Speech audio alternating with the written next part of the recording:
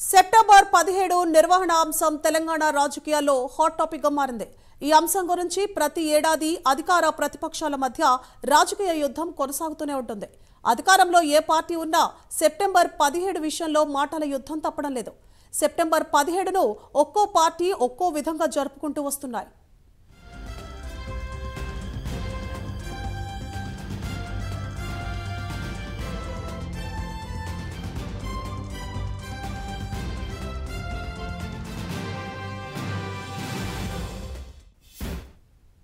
ఈ క్రమంలోనే తెలంగాణ రాష్ట్ర ప్రభుత్వం తాజాగా కీలక నిర్ణయం తీసుకుంది. సెప్టెంబర్ 17ను తెలంగాణ ప్రజాపాలనా దినోత్సవంగా నిర్వహించాలని రేవంత్ రెడ్డి సర్కార్ నిర్ణయం తీసుకుంది.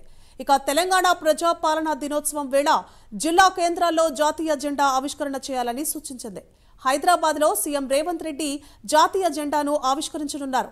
ఇటు 32 జిల్లాల్లో జెండా ఆవిష్కరించే ప్రజాప్రతినిధుల పేర్లను కూడా ప్రభుత్వం ఖరారు చేసింది.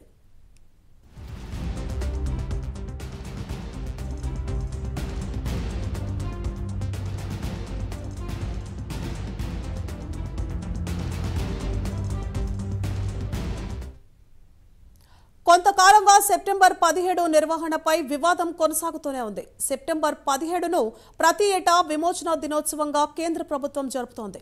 హైదరాబాద్ పరేడ్ గ్రౌండ్స్ లో అధికారిక కార్యక్రమాలను కూడా నిర్వహిస్తోంది. గతంలో అధికారంలో ఉన్న బీఆర్ఎస్ పార్టీ కూడా సెప్టెంబర్ 17ను జాతీయ సమైక్యతా దినోత్సవంగా జరిపింది.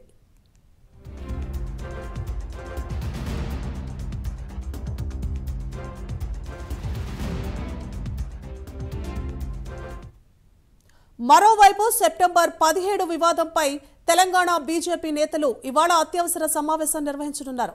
సెప్టెంబర్ 17ను విమోచన దినోత్సవంగా నిర్వహించాలని రాష్ట్ర ప్రభుత్వాన్ని డిమాండ్ చేయనున్నారు. సమావేశంలో బీజేపీ ఎమ్మెల్యేలతో పాటు పలు కీలక సభ్యులు పాల్గొననున్నారు. ఈ సమావేశం అనంతరం సీఎం అపాయింట్మెంట్ తీసుకుని ప్రత్యేకంగా భేటీ అయ్యే అవకాశం ఉంది.